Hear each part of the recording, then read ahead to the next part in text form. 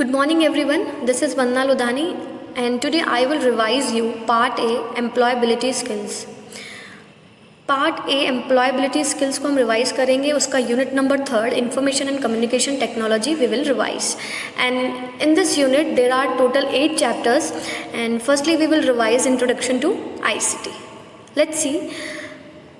Chapter number 7 Introduction to ICT. First of all, in examiner may ask you full form of ICT. So I stands for information, C stands for communication and T stands for technology. ICT की full form आपसे पूछी जा सकती है, information and communication technology.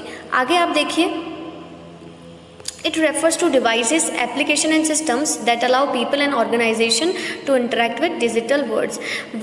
Digital world से interact करने के लिए क्या पीपल और ऑर्गेनाइजेशन जो है वो डिजिटल वर्ल्ड से इंटरेक्ट कर सकें, किसके थ्रू? डिवाइसेस, एप्लीकेशन और सिस्टम के थ्रू. ठीक है. Role and importance of ICT.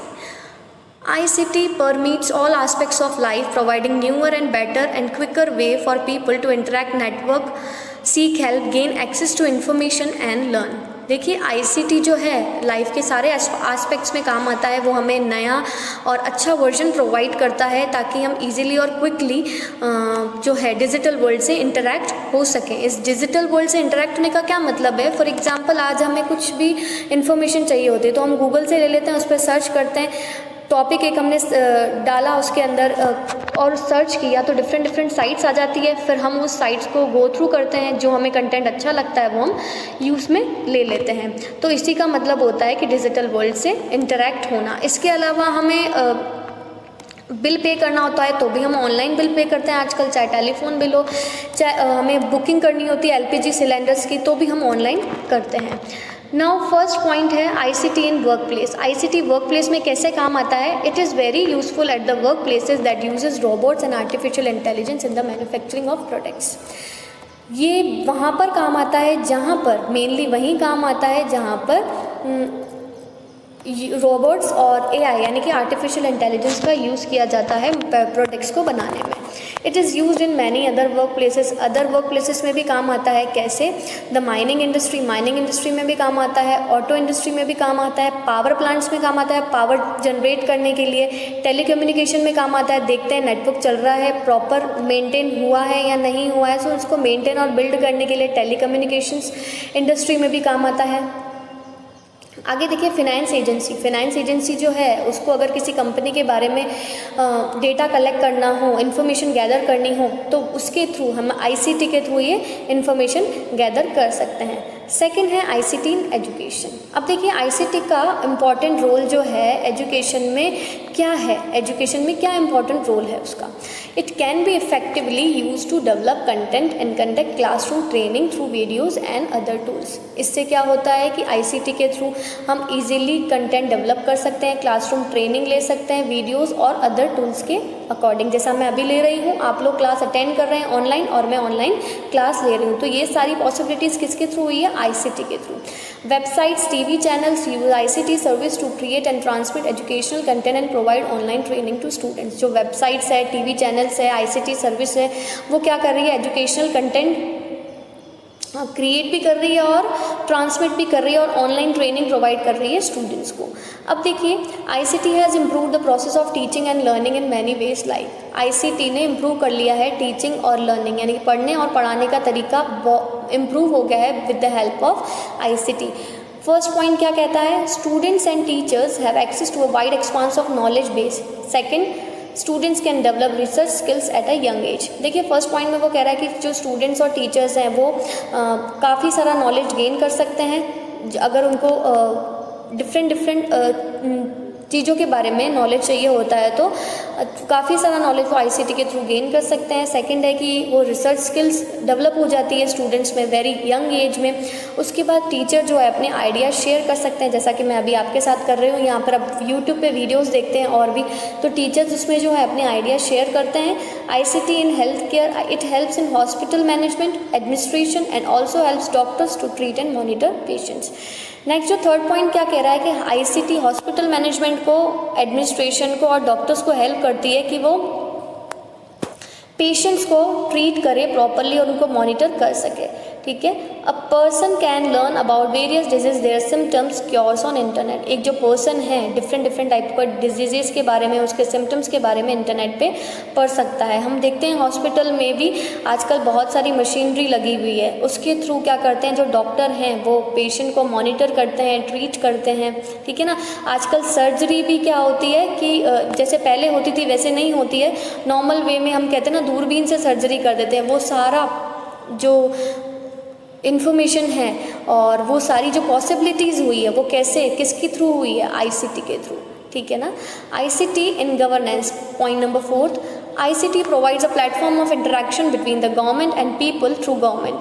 अब देखिए आईसीटी ने एक प्लेटफॉर्म प्रोवाइड किया है, मतलब कि जो गवर्नमेंट वेबसाइट्स और ऐप है, गवर्नमेंट वेबसाइट्स और ऐप है, उसके थ्रू अब पीपल क्या कर सकते हैं, गवर्नमेंट से भी इंटरेक्ट कर सकते हैं, ठीक है ना। कोई भी हमें इन्फॉर्मेशन चाहिए होती है तो ये गवर्नमेंट ऐप के थ्रू हम एक्सेस कर सकते हैं। Services like ordering LPG cylinders, paying water and land bills had been made possible because of ICT. जैसा कि मैंने आपको पहले ही बताया था कि जो हम LPG सिलेंडर ऑर्डर करते हैं, वाटर बिल पे करते हैं, जो भी है अब आजकल आईसीटी के थ्रू ऑनलाइन पे हो जाता है।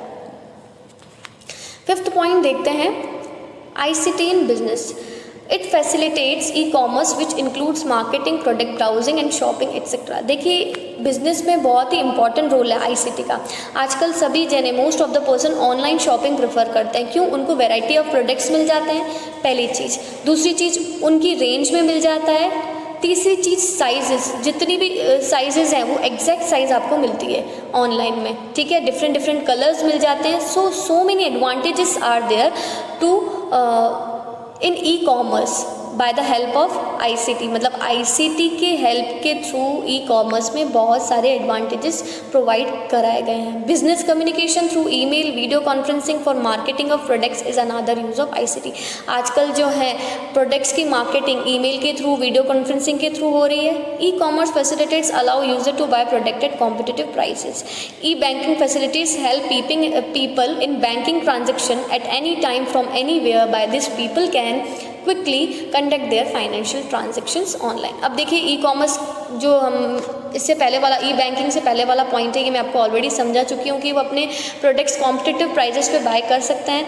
नेक्स्ट है ई बैंकिंग के थ्रू आजकल हम ट्रांजैक्शन भी ऑनलाइन कर सकते हैं, कहीं पर भी किसी भी जगह पर बैठकर हम ऑनलाइन ट्रांजैक्शन करते हैं। पहले हमें लाइन में लगना पड़ता था पैसे जमा कराने के लिए, आजकल सारी चीज़ें ऑनलाइन होने लग गई है। नेक्स्ट है द आईसीटी टूल्स। अब ये जो आईसीटी की हेल्प से हम सारा काम कर रहे हैं, तो आईसीटी तो ये सर्विस है, ये किसके थ्रू हमें मिल रही है? डिफरेंट टूल्स के थ्रू, जैसे कि mobile phones, computers, laptops, printers, scanners, इसके थ्रू। अब मोबाइल फ़ोन से हम वॉइस और टेक्स्ट मोड, इसका पहला पॉइंट क्या कहता है कि कम्युनिकेशन हम मोबाइल से करते हैं, तो कैसे वॉइस से भी और टेक्स्ट मोड से भी। मैं आपको टेक्स्ट भी कर सकती हूँ और वॉइस से भी करती हूँ मैसेज, जैसा कि वीडियो और ऑडियो दोनों मोड है, इसमें पॉसिबिलिटीज़ हैं, ठीक है। इसके अलावा हम मोबाइल में इंटरनेट के थ्रू, यानी कि जैसे बहुत सारी वेबसाइट्स हो गई, उनके थ्रू हम इंफॉर्मेशन ले सकते हैं, गैदर कर सकते हैं। कोई भी टॉपिक हमने डाला उसके बारे में हमने सर्च किया। उसके अलावा स्टूडेंट्स जो है ऑनलाइन वीडियोस देखते हैं यूट्यूब पे, एजुकेशनल वीडियोस, और क्या ग्रुप डिस्कशन में पार्टिसिपेट करते हैं। तो ये सारी पॉसिबिलिटीज़ किसके थ्रू हुई है? आईसीटी के थ्रू। उसके अलावा बैंकिंग ऐप्स है, डिफरेंट टाइप्स ऑफ ऐप्स है। जैसे मेरा अकाउंट बीओबी में है तो बीओबी का ऐप है, उसके थ्रू मैं फाइनेंशियल ट्रांजैक्शन कर सकती हूँ, कोई भी इंफॉर्मेशन गैदर कर सकती हूँ। सेकेंड है टैबलेट बहुत ही एक न्यू टेक्नोलॉजी है जिससे एक ह्यूमन बीइंग इंटरेक्ट कर सकता है डिजिटल वर्ल्ड से। एक स्मॉल कंप्यूटर है जो कि इजीली हम हैंडल कर सकते हैं, मेंटेन कर सकते हैं। ये मोस्टली किसके लिए काम आता है? एजुकेशनल ऐप्स डाउनलोड करने के लिए, मूवीज़ देखने के लिए और बुक्स डाउनलोड करने के लिए। ये सारी चीज़ें टैबलेट के थ्रू पॉसिबल है। देखिए next, interactive white board. Interactive white board हम जानते हैं स्मार्ट बोर्ड के को ही हमने वाइट बोर्ड कहते हैं। स्मार्ट बोर्ड के थ्रू क्या होता है कि इजीली आपको इन्फॉर्मेशन मिल जाती है। एक बड़ी सी स्क्रीन डिस्प्ले होती है जिसको मेन कंप्यूटर से कनेक्ट करते हैं और उस स्क्रीन पर सारा कंटेंट प्रॉपर दिखता है। इससे क्या होता है, जो हमारा प्रेजेंटेशन है वो इफ़ेक्टिव हो जाता है, बहुत क्लियर और इफ़ेक्टिव हो जाता है। नेक्स्ट देखते हैं ई रीडर। ई रीडर क्या है? It is also called an book e reader. मतलब ई बुक रीडर क्या होता है? देखिए मैं समझा देती हूँ आपको शॉर्ट में। ई बुक रीडर क्या होता है कि आजकल हम ऑनलाइन बुक्स रीड करते हैं, जैसे एग्जांपल किंडल। ये किंडल जॉय वाली चॉकलेट नहीं है, ये किंडल बुक्स का एक बंडल हम कह सकते हैं। एक ई बुक आती है जिसके थ्रू हम बुक्स रीड कर सकते हैं और डाउनलोड भी कर सकते हैं। Fifth, newspaper. आजकल भी इंफॉर्मेशन हमें जो चाहिए डे टू डे वर्ल्ड की, वो सारी इन्फॉर्मेशन भी हमें ऑनलाइन प्रोवाइड होती है। जैसे ऐप्स भी डिफरेंट अवेलेबल हैं इसके न्यूज़पेपर्स के। दैनिक भास्कर ऐप है, मैंने डाउनलोड कर रखा है दैनिक भास्कर ऐप, तो डेली मुझे अपडेट मिल जाती है कि कहाँ पर क्या हो रहा है, ठीक है ना। Various news portals available to provide us with online any time and anywhere. अब देखिए आईसीटी के थ्रू हम कहीं पर भी कोई भी इन्फॉर्मेशन एक्सेस कर सकते हैं। पहले न्यूज़पेपर हमें खरीदना पड़ता था, आजकल भी लोग जो फिजिकल पेपर है वो लेकर पढ़ते हैं, ऑनलाइन नहीं पढ़ते हैं, और बहुत सारे लोग ऑनलाइन पढ़ना प्रेफर करते हैं।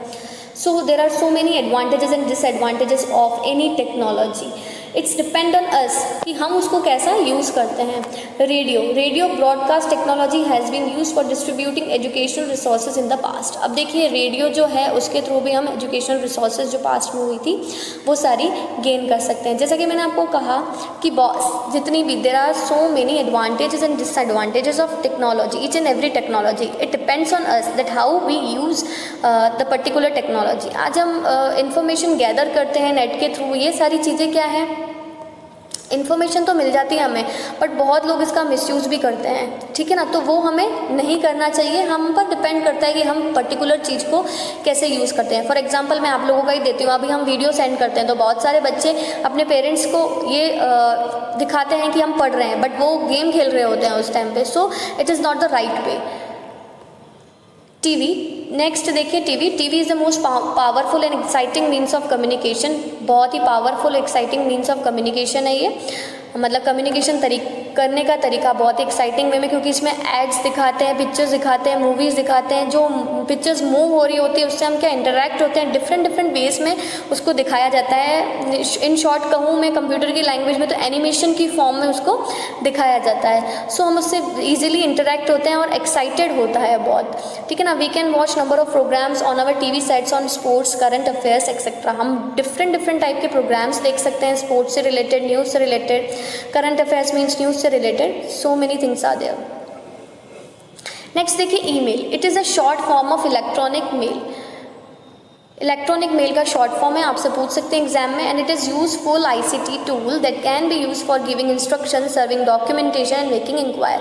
अब देखिए बहुत सारी इंस्ट्रक्शन देने के लिए, डॉक्यूमेंट सर्व करने के लिए, इंक्वायरिंग करने के लिए ये सारे ईमेल काम आती है, ठीक है ना। आजकल जो भी है ऑफिशियल साइट्स जो होती है वो ईमेल ही सेंड करती है, और ऑर्गेनाइजेशंस जो है डिफरेंट ऑर्गेनाइजेशन, इंस्टीट्यूट, हम लोग जैसे कि किसी जॉब के लिए जाते हैं तो रेज्यूमे हमको सीवी या रिज्यूमे मेल करना होता है, ठीक है ना। डायरेक्ट जाकर नहीं दे करके आजकल हम उनको मेल कर देते हैं। तो ये सारी चीज़ें पॉसिबल हो पाई है किसके थ्रू, आईसीटी के थ्रू। अब देखिए हम जो यूनिट 3 देख रहे थे उसका चैप्टर नंबर 7 मैंने आपको रिवाइज करवा दिया है।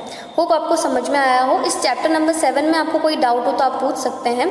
अब यूनिट 3 का ही हम चैप्टर नंबर 8 देखते हैं, फिर मैं इन दोनों चैप्टर्स के आपको क्वेश्चन आंसर्स जो और एमसीक्यू है वो भी रिवाइज करवा दूँगी। देखिए चैप्टर नंबर 8 देखते हैं, components of computer system. Computer system क्या होता है? कंप्यूटर की डेफिनेशन आपसे पूछे तो आपको आनी चाहिए, बचपन से हम पढ़ते आ रहे हैं कि कंप्यूटर एक इलेक्ट्रॉनिक डिवाइस है जो कि वैरायटी ऑफ टास्क परफॉर्म करता है और इंस्ट्रक्शंस देता है by giving instruction, set of instructions, ठीक है ना। Basic components of computer system. Computer system के 3 बेसिक कंपोनेंट होते हैं। पहला है सीपीयू, दूसरा है इनपुट यूनिट, तीसरा है आउटपुट यूनिट। अब देखिए मैंने एक चार्ट, उसका डायग्राम बना रखा है इधर, ये आपके बुक में ही है डायग्राम। कंप्यूटर कंपोनेंट्स, कंप्यूटर और ह्यूमन बीइंग, ठीक है, 3 पार्ट्स में डिवाइड किया गया है इनको। फर्स्ट देखिए input unit. Input is given through input devices like keyboard और mouse etcetera, and input is receive through eyes, nose, ears, mouth etcetera. अब देखिए जो हमारी 3 यूनिट हमें बता रखी है, इनपुट यूनिट, आउटपुट यूनिट, ठीक है, और सीपीयू इसमें कंप्यूटर और ह्यूमन बीइंग का क्या रोल होता है। अब इनपुट यूनिट से मतलब जो इनपुट यूनिट में कंप्यूटर का क्या रोल है कि वो हम डिवाइसेस के थ्रू इनपुट सेंड करते हैं, कीबोर्ड के थ्रू, जैसे हमने कोई लेटर टाइप किया वर्ड पैड में, अब वो इनपुट हो गया कंप्यूटर में। ह्यूमन बीइंग ने उसको रिसीव कैसे किया, अपने आइज़, ईयर्स, नोज, इसके थ्रू, माउथ के थ्रू रिसीव किया, है ना, इन द सेंस कि माइक्रोफोन में हम कुछ बोल रहे हैं तो वो इनपुट कंप्यूटर में चला गया, और ह्यूमन बीइंग ने कैसे रिसीव किया, ईयर्स से रिसीव किया, ठीक है ना। और माउथ से रिसीव किया। मेमोरी यूनिट नेक्स्ट हम देखते हैं। सीपीयू को 3 भाग में डिवाइड किया गया है, 3 पार्ट्स में डिवाइड किया गया है, memory unit, ALU and control unit. Memory unit देखिए क्या होती है, data and instructions are stored in memory unit. जो भी हम डेटा डालते हैं उसमें कंप्यूटर में, कीबोर्ड के थ्रू हमने कुछ टाइप किया, वो मेमोरी यूनिट में जाके सेव हो गया, ठीक है। और इस सारी सेव इन्फॉर्मेशन को देखने के लिए ह्यूमन बीइंग का ब्रेन काम आता है। सो सारी information, brain is use for storing all kinds of information. हमारे केस में हमारा क्या है कि ब्रेन यूज़ होता है सारी इन्फॉर्मेशन स्टोर करने के लिए। अब देखिए जो इसमें कंप्यूटर और ह्यूमन बीइंग का जो बाइफरकेट किया गया है, कंप्यूटर कैसे इनपुट लेता है और ह्यूमन बीइंग कैसे इनपुट लेता है। कंप्यूटर कैसे इनपुट लेता है, कीबोर्ड और माउस, और ह्यूमन बीइंग कैसे, ears, eyes, nose, mouth etcetera. उसके अलावा कंप्यूटर डेटा और इंस्ट्रक्शन कहाँ स्टोर रखता है, मेमोरी यूनिट में, और ह्यूमन बीइंग ब्रेन में स्टोर रखता है। एएलयू में हम अर्थमेटिक और लॉजिकल डेटा परफॉर्म करते हैं, प्लस माइनस इंटू डिवाइड, ये सारे एएलयू में आते हैं। तो इसमें एएलयू ऑपरेशंस जो एएलयू जो ऑपरेशंस है वो arithmetic and logical unit perform करती है, और ये सारे ऑपरेशंस हमारे ब्रेन में परफॉर्म होते हैं। सो नेक्स्ट है CU, control unit. Control unit the functioning of all the components of a computer. देखिए कंट्रोल यूनिट क्या होता है कि सारे कंपोनेंट्स होते हैं जो कंप्यूटर के, उनके फंक्शंस को कंट्रोल करता है। और हमारे केस में क्या है कि जो ब्रेन है वो हमारी इंटायर बॉडी को कंट्रोल करता है। तो कंप्यूटर को ह्यूमन बीइंग से कंपेयर किया गया है कि उसमें कैसा होता है और इसमें कैसा होता है। नेक्स्ट है output unit. Last, after processing the output is displayed on the monitor, it can be in the form of soft copy and hard copy. अब जैसे हमने कोई भी लेटर टाइप किया तो या तो हमारे पास सॉफ्ट कॉपी में पेन ड्राइव में रहेगा, या हार्ड कॉपी में हम फिजिकल भी पेपर में प्रिंट आउट निकाल सकते हैं उसका। ह्यूमन बीइंग के केस पे आउटपुट जो है in the form of voice actions, जैसा कि मैं अभी आपको बता रही हूँ।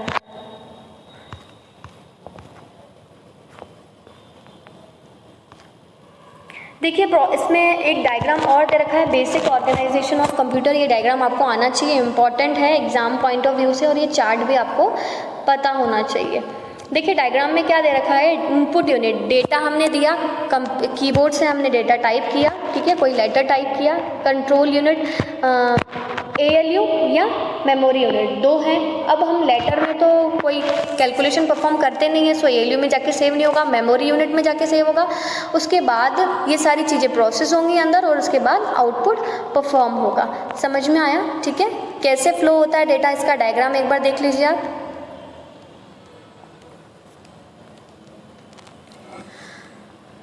अब देखिए कंप्यूटर सिस्टम जो है कौन कौन से कंपोनेंट से मिलकर बना है, हार्डवेयर से, सॉफ्टवेयर से। हार्डवेयर क्या होता है, फिजिकल कंपोनेंट्स जो होते हैं जिनको हम टच कर सकते हैं, जैसे कि मॉनिटर हो गया, कीबोर्ड हो गया, मदरबोर्ड हो गया, ग्राफिक्स कार्ड हो गया, बहुत सारी चीज़ें हो गई। सॉफ्टवेयर क्या होता है कि सेट्स ऑफ इंस्ट्रक्शन होता है जो कि स्टोर किए जाते हैं, रन किए जाते हैं हार्डवेयर के थ्रू। समझ में आया, सॉफ्टवेयर जैसे कि मैंने कोई प्रोग्राम बनाया, जैसे मैंने बताया था, मैंने कोई लेटर टाइप किया, ठीक है, वो सॉफ्टवेयर है, उसको हाथ में तो ले नहीं सकती, या तो मैं उसका प्रिंट आउट निकालूँ हार्डवेयर की फॉर्म में, मतलब एक पेपर की फॉर्म में, या फिर उस सॉफ्टवेयर को मैं किस में सेव कर दूँ, अपनी पेन ड्राइव में लेकर के सेव कर दूँ, ठीक है। तो सॉफ्टवेयर के डिफरेंट टाइप्स होते हैं, ये MS एक्सेल, विंडोज़, और ये क्या बोलते हैं, पावर पॉइंट, वर्ड, ये सारे क्या हैं, सॉफ्टवेयर्स हैं। डिफरेंट सॉफ्टवेयर्स का डिफरेंट वर्क होता है। पावर पॉइंट का PPT बनाने का, वर्ड का क्या होता है, वर्ड प्रोसेसिंग का सारा वर्क करने का, जैसे हमने ईमेल लिखा, वर्ड लेटर टाइप किया, बहुत सारी चीज़ें इसमें, जिससे टेक्स्ट से रिलेटेड जितनी भी इंफॉर्मेशन है, ठीक है ना, टेक्स्ट को बोल्ड, इटैलिक, ये सारा चीज़ें करने के लिए हम लोग वर्ड का यूज़ करते हैं। देखिए प्रेजेंटेशन में भी हम बोल्ड, इटैलिक कर सकते हैं, लेकिन PPT बनती है प्रेजेंटेशन में, वर्ड में कभी प्रेजेंटेशन नहीं बनती है। पावर पॉइंट में प्रेजेंटेशन बनती है और वर्ड में कभी प्रेजेंटेशन नहीं बनती है। आगे देखिए input unit, CPU, output unit और मेमोरी यूनिट। ये वही डायग्राम है जो हम पहले पढ़ चुके हैं। इनपुट यूनिट से डेटा जाएगा, सीपीयू में प्रोसेस होगा, ठीक है, मेमोरी यूनिट में सेव होगा। वो मेमोरी यूनिट भी दो टाइप की होती है, रैम में या रोम में, वो हम आगे पढ़ेंगे। और उसके बाद आउटपुट यूनिट, आउटपुट यूनिट से डेटा हमको मिलेगा। नेक्स्ट देखिए parts of computer system. Parts of computer system है input unit, input device. Input unit का क्या काम होता है? Is defined an input device, a piece of computer hardware apparatus used to supply a data processing system including a computer or information device with control and data signals। अब input unit का basically क्या काम होता है कि data को, एक input unit क्या होती है? इनपुट डिवाइस हम बात कर रहे हैं कि एक particular piece of computer hardware होता है जिसको हम टच कर सकते हैं, जैसा कीबोर्ड हुआ, माउस हुआ, उसके थ्रू हम डेटा इंसर्ट करते हैं, फिर डेटा प्रोसेस होता है और उसके बाद हमें डेटा मिलता है। तो कैमरे का अपना रोल है, जॉयस्टिक का अपना रोल है, स्कैनर का अपना रोल है। स्कैनिंग करते हैं हम डेटा को, ठीक है, एक पिक्चर को स्कैन करते हैं हम, स्कैनर्स है, कीबोर्ड है डेटा एंटर करने के लिए, माउस है ना, डेटा को मूव करने के लिए, अप डाउन स्क्रॉल करने के लिए, क्लिक करने के लिए, ठीक है ना, इन सब का अपना अपना रोल। नेक्स्ट देखते हैं आउटपुट यूनिट। आउटपुट यूनिट क्या होती है? एक आउटपुट डिवाइस होती है जिससे कि हमें डेटा मिलता है, ठीक है। Bulk of computer output data design for people is an audio and video format. Audio और वीडियो फॉर्मेट में जो आउटपुट है वो हमें मिलता है किस फॉर्म में? जैसे प्रोजेक्टर्स के थ्रू, मॉनिटर्स के थ्रू, माइक्रोफोन्स के थ्रू, प्रिंटर्स के थ्रू, हेडफोन्स के थ्रू। अब हमने कोई डेटा टाइप कर लिया या प्रेजेंटेशन बना ली, ठीक है ना, तो हमें उसको प्रोजेक्टर में शो करना है, तो ये शो जो हमें हो रहा है वो आउटपुट हो गया, ठीक है। इसके अलावा प्रिंटर्स हैं, जैसे कि मैंने आपको बताया कि मैंने कोई लेटर टाइप किया, अब हमें उस लेटर निकालना है, या सीवी या रिज्यूमे टाइप किया उसको निकालना है, तो प्रिंटर के थ्रू निकाल सकते हैं। कोई म्यूज़िक सुनना हो तो हेडफोन लगा के हम सुन सकते हैं। तो ये सारी क्या चीज़ें हो गई? Output devices. नेक्स्ट देखिए processing unit, a piece of hardware that handle all the instructions of a computer program is the CPU of a computer. It performs a computer systems basic logical, arithmetical and input output functions. हम पहले ही ये पढ़ चुके हैं कि जो processing unit होती है वो सारे डेटा को, सारे इंस्ट्रक्शंस को हैंडल करती है, प्रोसेस करती है, ठीक है, चाहे वो लॉजिकल डेटा हो, अर्थमेटिकल डेटा हो या इनपुट आउटपुट फंक्शंस हो। Components of CPU. सीपीयू के भी डिफरेंट टाइप के कंपोनेंट्स होते हैं। फर्स्ट है एएलयू, सेकंड है कंट्रोल यूनिट, थर्ड है मेमोरी यूनिट एंड फोर्थ है रजिस्टर्स। ये चार चीज़ें हैं मेनली, हम एक एक करके सारी चीज़ें पढ़ते हैं अभी। फर्स्ट है arithmetic logical unit. The ALU has two main functions. जो एएलयू के बहुत ही इंपॉर्टेंट टू मेन फंक्शंस होते हैं, क्या होते हैं? It performs arithmetic and logical operations. The ALU is where calculations are done and where decisions are made. देखिए इसमें अर्थमेटिक और लॉजिकल ऑपरेशंस होते हैं जो परफॉर्म होते हैं। जो एएलयू है वहाँ पर कैलकुलेशन परफॉर्म की जाती है, जैसे कि मैंने बताया था आपको पहले, प्लस माइनस इनटू डिवाइड, ये सारी जो चीज़ें हैं वो अर्थमेटिक ऑपरेशंस, लॉजिकल ऑपरेशंस है, ग्रेटर देन, लेस देन, ठीक है, ये सारी चीज़ें हैं। तो ये सारा कैलकुलेशन एएलयू के अंदर परफॉर्म होता है जहाँ पर डिसीजन लिया जाता है। डिसीजन कैसे लेते हैं कि ये जैसे ग्रेटर देन और लेस देन की बात करें, इसमें से बड़ा छोटा कौन सा है? 4 इज़ ग्रेटर देन 5, ट्रू और फॉल्स। 4 5 से बड़ा है या नहीं है, ट्रू है या फॉल्स है? नहीं, फॉल्स है। तो ये सारी फॉल्स है या ट्रू, ये कैलकुलेशन हमें कहाँ पता चली, कहाँ हुई ये कैलकुलेशन? एएलयू में हुई। It acts as a gateway between primary memory and secondary storage. Data transfer between them passes through ALU. अब जो है इसमें गेटवे बना हुआ होता है प्राइमरी मेमोरी और सेकेंडरी स्टोरेज। जो डेटा हमें परमानेंट सेव करना होता है वो सेकेंडरी में, अदरवाइज प्राइमरी में डेटा सेव हो जाता है, ठीक है ना। Data transfer between them passes through the ALU. अब इनके थ्रू जो इनमें जो डेटा जाता है वो एएलयू के थ्रू पास होकर के जाता है, ठीक है। पहले कैलकुलेशन परफॉर्म होगी, उसके बाद इस डेटा को परमानेंट सेव करना है या नहीं करना, ये बाद में डिसाइड होता है। आगे देखते हैं control unit. The CO provide several function, it fetches, decodes and executes instruction. जो कंट्रोल यूनिट है वो हमें डिफरेंट फंक्शंस प्रोवाइड करती है, डेटा को फैच करना, उसको डिकोड करना और एग्जीक्यूट करना। डिकोड करना मतलब मैंने तो अपनी लैंग्वेज में लेटर लिख लिया, अब वो कंप्यूटर की लैंग्वेज में चेंज होगा, ठीक है, उसके बाद हमारे पास हमारी लैंग्वेज में इंस्ट्रक्शंस होके एग्जीक्यूट्स होके आएंगे। सेकेंड देखिए, it issues control signals that control hardware. अब कंट्रोल सिग्नल इशू करते हैं जो कि हार्डवेयर को कंट्रोल करते हैं, वो हार्डवेयर को कंट्रोल करते हैं। जैसे कि मैंने एक लेटर टाइप किया, ठीक है, या CV या रिज्यूमे लिखा, ठीक है ना, अब वो मुझे एक पेपर पे चाहिए, तो ये मैंने तो टाइप कर दिया, अब कौन उसको बता रहा है कि मैंने प्रिंट पे भी क्लिक कर दिया कि प्रिंट करना है। अब इंटरनली कौन इन्फॉर्मेशन दे रहा है उसको कि हाँ प्रिंटर से डेटा आपको निकालना है। तो वो कंट्रोल सिग्नल्स जो होते हैं वो हार्डवेयर को कंट्रोल करने के लिए काम आते हैं, वो इंस्ट्रक्शंस दे रहे हैं उनको। It moves data around the system. जो सिस्टम्स के चारों तरफ जो डेटा हमें चाहिए होता है, यानी कि सिस्टम में चाहिए होता है, वो डेटा मूव करने के लिए, यहाँ से वहाँ जाने के लिए, दैट इज़ कंट्रोल यूनिट का काम होता है वो। अब आगे देखते हैं हम memory unit. Memory unit is a component of a computer system. It is used to store data, instructions and information. अब देखिए मेमोरी यूनिट जो है कंप्यूटर सिस्टम का एक कंपोनेंट है जो कि डेटा स्टोर करने के काम आता है, इन्फॉर्मेशन और इंस्ट्रक्शंस को भी स्टोर करने के काम आता है। डेटा, इंस्ट्रक्शंस और इन्फॉर्मेशन, इनमें भी डिफरेंस होता है, ठीक है ना। डेटा जो है रॉ फैक्ट्स जो होते हैं, जैसे कि मैंने बोला तुम जाओ, अब तुम जाओ या खाओ, खाली मैंने ऐसे बोला खाओ, तो अब मैं क्या बोल रही हूँ, क्या खाने के लिए बोलूँ। सामने वाला तो मुझसे ये पूछेगा ना कि क्या खाऊं, कब खाऊं, कैसे खाऊं, ये सारी चीज़ें वो पूछेगा। तो जब मैं ऐसे बोलती हूँ कि तुम खाना सुबह 5 बजे खाया करो, तो ये पूरी क्या हो गई इन्फॉर्मेशन। और खाली बोलती हूँ खाना या खाओ, ये क्या हो गया हमारा डेटा। अब इंस्ट्रक्शंस क्या होते हैं, कंप्यूटर की लैंग्वेज में ये वर्ड होता है इंस्ट्रक्शन। जब भी हम कंप्यूटर को इंस्ट्रक्शन देते हैं, चाहे मॉनिटर से, चाहे कीबोर्ड से, या किसी भी इनपुट डिवाइस से, तो वो जो इन्फॉर्मेशन कहलाती है वो इंस्ट्रक्शन कहलाती है, ठीक है। It is also known as main, primary, internal memory. जो मेमोरी यूनिट होती है उसको हम मेन, प्राइमरी और इंटरनल मेमोरी कह सकते हैं। 2 टाइप्स ऑफ मेमोरी होती है, रीड ओनली मेमोरी और रैंडम एक्सेस मेमोरी। इसमें एक और मिस हो गया है यहाँ पर, रैंडम एक्सेस मेमोरी RAM, आप नोट कर लीजिएगा। रीड ओनली मेमोरी देखिए, ROM is a part of memory unit. जो रोम है वो है मेमोरी यूनिट का पार्ट है, ठीक है। आगे हम देखेंगे दोनों के डिटेल, रैम और रोम के बारे में। फर्स्टली यहाँ पर हम देखते हैं 4th पॉइंट, रजिस्टर्स। रजिस्टर्स जो है, register are the small amount of high speed memory content with CPU। They are used by the processor to store small amount of data that are needed during processing. Register वो जो होते हैं small amount of data, जल्दी से small amount of data जो हमें process करना है वो सारा स्टोर करके रखते हैं। The address of the next instruction to be execute, addresses होते हैं डेटा के, ठीक है। जैसे मैंने लिखा रैम या राम लिखा, RAM, ठीक है। रैम तो मेमोरी हो गई और राम क्या हो गया, नाम हो गया, ठीक है। दोनों ही 3 वर्ड के हैं।